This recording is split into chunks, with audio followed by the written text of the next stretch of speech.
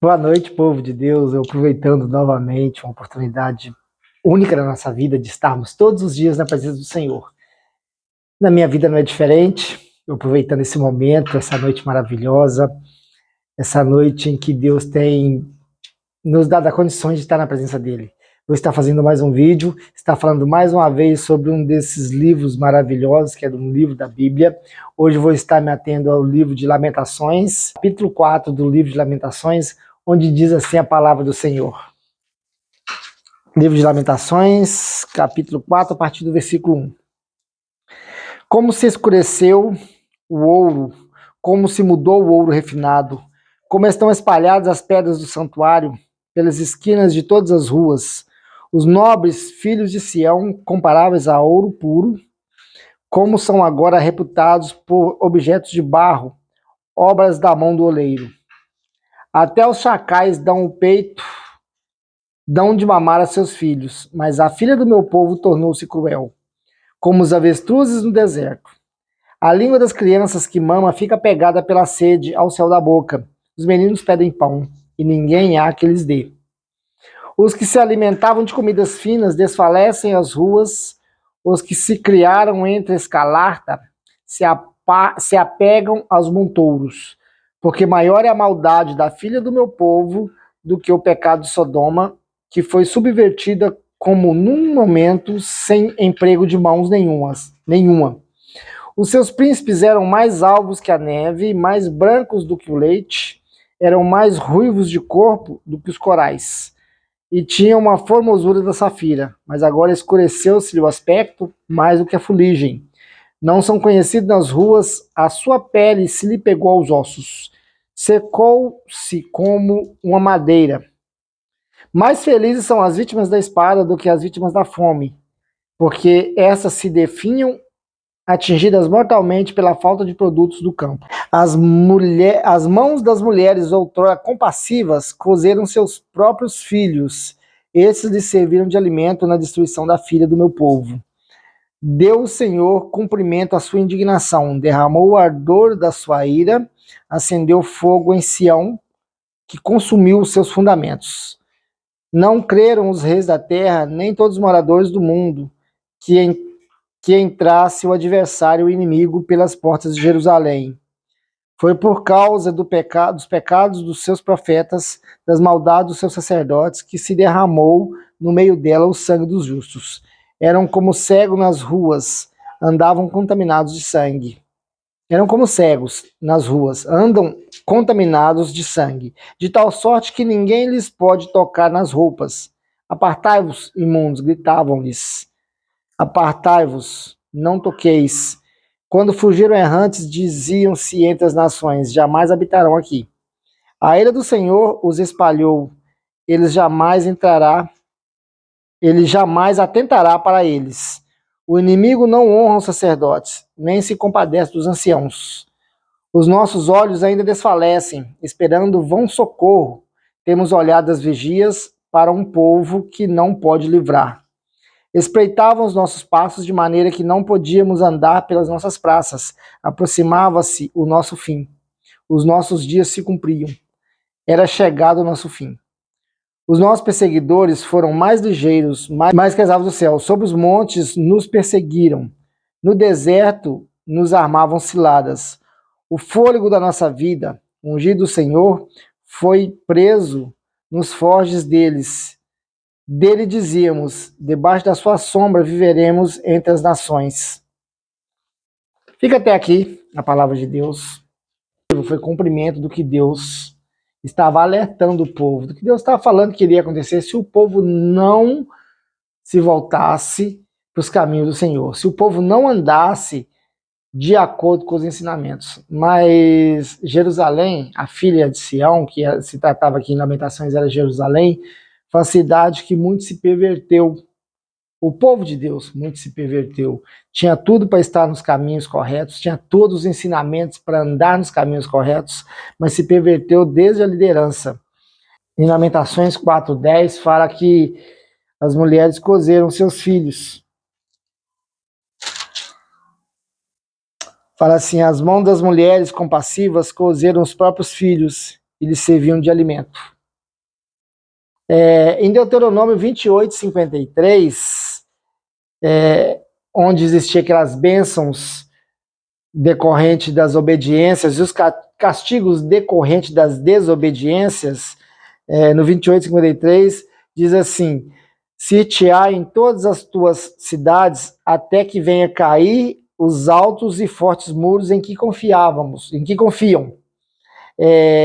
Comerás o fruto do teu ventre, a carne dos teus filhos e filhas, que te der o Senhor teu Deus, na angústia e no aperto que os inimigos te apertarão.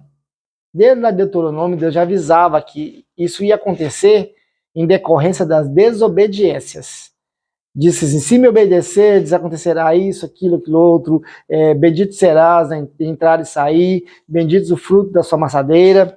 E se não me obedeceres, virão essas maldições atrás de vocês. Essa é uma das maldições que Deus disse que Moisés falou no monte lá, que viria para o povo de Deus se ele não obedecesse, se ele fosse desobediente aos caminhos do Senhor. E aconteceu aqui. Também houve algo parecido em 2 Reis, capítulo 6, versículo 28 e 29. Isso também, infelizmente, aconteceu. Onde as duas mulheres, onde uma mulher disse assim: dá-me o seu filho para que comamos hoje, e amanhã lhe darei o meu filho para que comamos também e não morramos. E o rei, passando pelo terraço, a mulher disse: socorre-me, meu rei. Ele disse assim: de onde eu vou te socorrer? Do lagar ou da eira? E ela falou essa história. Naquela época também houve esse problema, onde elas cozinharam os filhos. Foi uma parte que aconteceu na Bíblia. E aqui também, em Lamentações 4, infelizmente, imagina o horror que é tanta fome, tanto aperto, tanta angústia de ter que cozinhar o próprio filho. É algo terrível que pode acontecer para uma família. Mas, infelizmente, isso aconteceu. Infelizmente, por causa da desobediência, isso veio acontecer. Também, 4:13, está escrito assim: que foi por causa dos pecados dos seus profetas, das maldades dos seus sacerdotes, que se derramou o sangue inocente, que se derramou no meio dela o sangue dos justos. Foi por causa do pecado dos seus profetas e das maldades dos seus sacerdotes. Nós temos que entender que a responsabilidade é muito grande. Às vezes a pessoa fala assim: eu sou profeta do Senhor, Hoje existe o ministério profético, que é um dom ministerial. E as pessoas, às vezes, todo mundo querendo fazer profecias, querendo fazer, não estou julgando quem faz, não tem problema, se realmente é o ministério dele, amém, pode ser feito, mas assim, a responsabilidade é muito grande, porque se você fizer isso maldosamente, muitas pessoas pagarão um preço alto. Sangue justo será derramado por nossa causa, porque era a maldade dos profetas e os pecados dos sacerdotes. Porque diz assim, lá em 2 Crônicas 36:14, também diz assim: todos os chefes dos sacerdotes e o povo aumentavam mais as transgressões, segundo todas as abominações dos gentios, e contaminavam a casa que o Senhor tinha santificado em Jerusalém. Deus tinha santificado, não era que o homem tinha santificado. Porque aquele templo ali, Deus tinha santificado ele para que o nome dele fosse honrado. E houve uma perversão tão grande dos chefes dos sacerdotes, além dos pecados dos profetas. Nós temos que ter muito cuidado hoje. Primeiro, porque conforme o livro de Hebreus, nós somos sacerdócio real. A nossa função é falar daquele que nos enviou, que é o Senhor Jesus. Mas imagina a transgressão dos chefes dos sacerdotes. O sacerdócio real é para todo aquele que se achega a Jesus. Mas vamos dizer então que o homem tem o sacerdócio na família como sacerdote do lar. Então ele seria o líder do sacerdócio real hoje. Pior seria a nossa maldade, em nosso lar, no nosso meio, em tudo que fazemos. Nós fazemos o povo transgredir. A responsabilidade é muito grande. Eu vejo a igreja no Brasil hoje passando por uma metamorfose muito grande, passando por uma limpeza muito grande. Tem que tomar muito cuidado com isso, porque, na realidade, a igreja precisa de passar por essa transformação. A igreja precisa realmente passar por essa transformação. Mas precisa se purificar. Porque nós estamos passando por um problema muito grande hoje, onde a igreja nem sempre está mais honrando o Senhor. Nem sempre ela realmente está ensinando doutrinas bíblicas. Nem sempre realmente ela está falando daquele que nos enviou. Não está usando o sacerdócio real como deveria. Tá aí Lamentações 17. Lamentações, versículo 17, diz assim: os nossos olhos ainda desfalecem, esperando vão socorro. Temos olhado das vigias para um povo que não pode livrar. Das vigias de algumas estações, das torres, né? Que eram aquelas altas torres colocadas nos muros, nas extremidades dos muros, onde daquela alta torre se via toda a trincheira do inimigo e até o socorro que viria de longe. Onde que eles estavam esperando? Eles estavam esperando o socorro do Egito, né? E vindo para nossos dias hoje, muitas pessoas esperam socorro do mundo. O nosso socorro vem do Senhor, né? Ele é o nosso guarda, ele é o nosso firme fundamento. Então, de onde esperaremos socorro no mundo? Aqui eles esperavam socorro do Egito. Se falar na igreja hoje, a igreja hoje espera socorro do mundo. O socorro vai vir do Senhor. O nosso país hoje passa por uma grande conturbação, como é na época de Lamentações. Se a gente olhar uma igreja muito corrompida, dando mais valores a doutrinas humanas do que doutrinas bíblicas, deturpando o evangelho ao bel prazer de alguns, não estou dizendo todo mundo, mas também não era diferente naquela época. Vai sempre haver isso, porque por que Deus deixou o joio no meio do trigo, naquela parábola que está lá em Mateus, que o próprio Jesus falou? Ele não arrancaria o joio, para que porventura o trigo não fosse arrancado juntamente, mas que no final ele teria a pá na mão, onde limparia a sua eira, onde ele separaria o joio do trigo, onde o joio seria amarrado, o trigo seria amarrado e separado para o celeiro, e o joio seria lançado no fogo. Desde aquela época era assim, hoje também não vai ser diferente.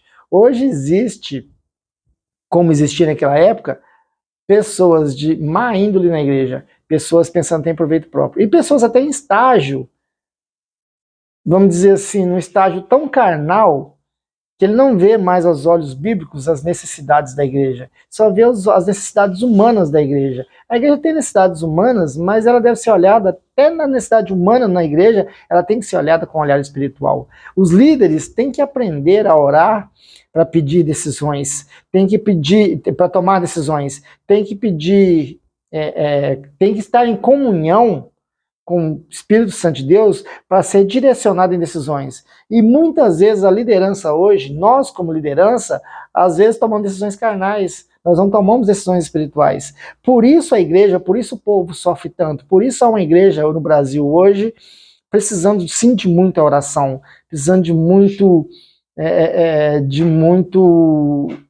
joelho no chão, de muita intercessão, vamos dizer assim. Para finalizar, em Lamentações capítulo 20, Lamentações 4, 20, né? Diz assim: o fôlego da nossa vida, o ungido do Senhor, foi preso nos forjes deles. Dele dizíamos: debaixo da sua sombra viveremos entre as nações. Eles diziam isso, esse capítulo 20, esse versículo 20, fala-se ali sobre Zedequias, né? Ainda considerava-se não, Zedequias, o rei, era ungido de Deus, né, naquela época. Zedequias era o rei, um rei que fez coisas más aos olhos de Deus, mas era o rei. E o povo ainda esperava, debaixo de Zedequias, a sua liderança, que viveria seguro entre as nações. Mas se a gente olhar, na 2 Crônicas, capítulo 36, versículo 12, está escrito assim, sobre Zedequias. O reinado de Zedequias fala assim, no capítulo 36, versículo 12. Fez o que era mal perante o Senhor, seu Deus, e não se humilhou perante o profeta Jeremias, que falava da parte do Senhor. Olha ali, o Jeremias falava da parte do Senhor. Ele tinha uma intimidade com Deus, mas os outros profetas fizeram muitas coisas erradas que não falava da parte do Senhor. Hoje, na nossa igreja, na nossa atualidade, também não é diferente. Tem muitos profetas que se intitulam profetas que não fala da parte de Deus, fala do seu próprio ego, ou fala apenas o que as pessoas querem ouvir, para ter casa cheia, ou para ter nome na internet, ou para ter status, não sei, mas fala apenas o que o povo quer ouvir. Porque às vezes falar o que Deus manda nos deixa em aperto e apuros, aparentemente. Mas falar o que Deus realmente mandou falar vai gerar arrependimento, ou vai, pelo menos vai se cumprir o que Deus queria. Porque Jeremias falou durante tanto tempo o que Deus queria. Não gerou arrependimento nesse povo. Aí o pessoal pode falar assim, mas Deus é muito mau. As pessoas que não leem Bíblia, e infelizmente muitos crentes que não leem Bíblia, assim, Deus é um Deus perverso. Não, Deus é um Deus justo. Lá em Deuteronômio ele falou, olha, vocês escolhem o que vocês quiserem. Se vocês escolherem me obedecer, acontecerá isso, virá essas bênçãos para vocês. Se vocês escolherem não me obedecer, acontecerá tudo isso na vida de vocês. Inclusive, comendo os seus próprios filhos. Ele deixou o alerta lá. E ele deixou isso para o mundo? Não, ele deixou isso para o povo dele. O que às vezes tem que entender é o seguinte, a igreja prega tanto que o mundo deve obedecer a Deus. Gente, o mundo jaz no maligno. A igreja deve obedecer a Deus. O mundo tem que conhecer Jesus. É totalmente diferente. Eles não têm que obedecer, eles têm que conhecer Jesus. Para que através de Jesus o Espírito Santo venha na vida deles, que é o Espírito Santo que convence o mundo do pecado, da justiça e do juízo. Mas nós, às vezes, pregamos para o mundo o que deveríamos pregar para a igreja. Obediência é para a igreja, não é para o mundo. Para o mundo é conversão. Para o mundo é conhecer Jesus. Para a igreja é obedecer. E se a igreja obedecer e hoje está isenta, a desobediência não trará consequências? É claro que trará consequências. Nós vemos pessoas sofrendo. Nós vemos pessoas que servem a Deus numa vida miserável por desobediência. Não precisará comer mais a carne dos filhos? Tomara que isso nunca mais aconteça, mas vive uma vida em aperto. Se olharmos o contexto da igreja no Brasil hoje, como que está o nosso país? Debaixo de que autoridade vivemos? Se compararmos com Ezequias, que era alguém que não temia o Senhor, as nossas lideranças hoje temem o Senhor? Realmente vive debaixo das ordenanças de Deus? É tão diferente assim? Os nossos sacerdotes não transgridem tanto hoje? Não fazem maldades dentro dos púlpitos? Não usam para enriquecimento ilícito próprio? Não usam para manter status? Não usam tudo isso? Também? Os nossos profetas nos dias de hoje não fazem abominações ao Senhor? Não fazem maldades naquela época? Não existe também isso hoje no nosso meio? Sim. Tudo isso que eu estou falando existe no nosso meio. Mas existem profetas fiéis também ainda, ministérios proféticos fiéis, existem sacerdotes fiéis, existe tudo isso também. A grande diferença é que se nós não procurarmos, hoje nós temos a liberdade de aprender a Bíblia, se nós não procurarmos estar aprendendo cada vez mais, se nós começarmos a andarmos como esse povo errante em Jerusalém, a filha do meu povo era Jerusalém. Hoje a noiva do Senhor é a igreja. Você acha que a filha do meu povo, que era Jerusalém, que foi, infelizmente, arrebentada porque não servia. Foi arrebentada não para a morte. Ela foi arrebentada, foi derrubado os muros, o templo foi derrubado, tudo aquilo tinha que acontecer, não tinha jeito, por causa da desobediência, por causa de um povo que não honrava o nome de Deus, e porque o nome de Deus não fosse simplesmente esculhambado entre os gentios. Tá. E hoje a igreja fazendo tantas loucuras, tantas besteiras. Você acha que Deus vai deixar impune? Para que todo mundo olhe e fale assim, por que eu vou me converter? Para que eu vou para a igreja? Para ver tudo aquilo ali? Isso nós já fazemos. Roubar nós já roubamos aqui. Adulterar lá nós já adulteramos aqui. Pecar lá nós já pecamos aqui. Vou mudar de vida, vou mudar, né, meu caminho, por quê? Não tem vantagem nisso. Isso vai ser um preço muito alto na igreja. E eu imagino que hoje A igreja acha que não está sendo perseguida, está vendo um tempo de bonança, mas a igreja vai sentir juízo de Deus se não corrigir. Esse é o grande problema. Os profetas, por as suas maldades, eles vão pagar um preço muito alto. Os sacerdotes que não estiverem fiéis vão pagar muito alto. E aqueles que não procurarem conhecimento e comunhão, porque hoje todos nós podemos entrar no Santo dos Santos.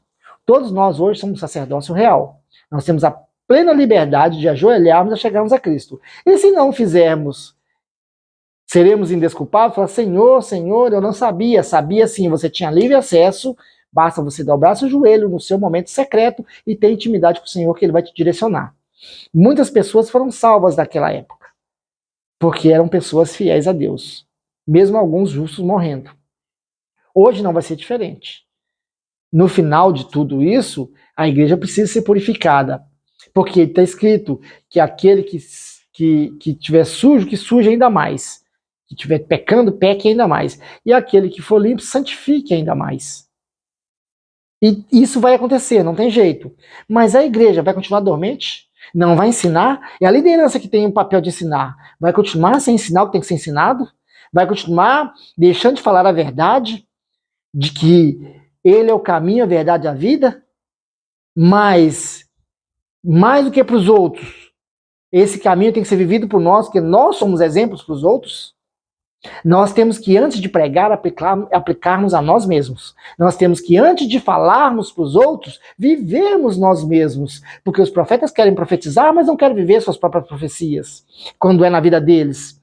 Eles querem pedir santidade, mas não querem se santificar.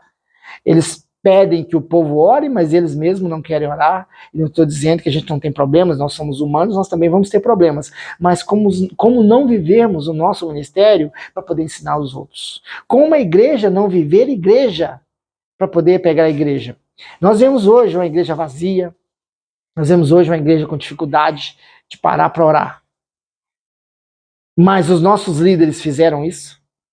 Mostraram para a gente que isso era verdade, que isso era necessário para poder termos comunhão? E nós, os que estamos ensinando, estamos mostrando isso também? Fica só um alerta para a igreja. Lamentações 4. O livro de Lamentações, ele é um livro de angústia, né? Por tudo que isso aconteceu. E o povo entendeu. Aconteceu porque não viveram os caminhos do Senhor. Que a nossa geração passe o bastão para a próxima geração, tendo consciência que mesmo que os outros errem, nós buscaremos o Senhor. E mesmo que nós erremos, nós buscaremos conserto ao nosso... Mesmo que nós sofremos um dano, porque temos que sofrer o dano. Então nós temos que falar a verdade sempre, nós temos que viver a Bíblia sempre, nós temos que viver esse livro sempre, porque quando esse livro é aplicado na sua vida, você não precisa nem pregar muito, porque a sua vida prega. Mas se nós temos a bênção de poder pregar, primeiro viva. Se você quer pregar, primeiro aprenda. Se você quer ensinar, primeiro seja um bom aluno. Aprenda primeiro. Se você quer mudar a vida dos outros, mude primeiro a sua. Se você quer santificar os outros, santifique primeiro. Quer ser um profeta? Profetize primeiro na sua casa, na sua vida. Vai ficar por aqui, para o vídeo não ficar muito longo. Agradeço a oportunidade. Já estaremos de volta. Até mais.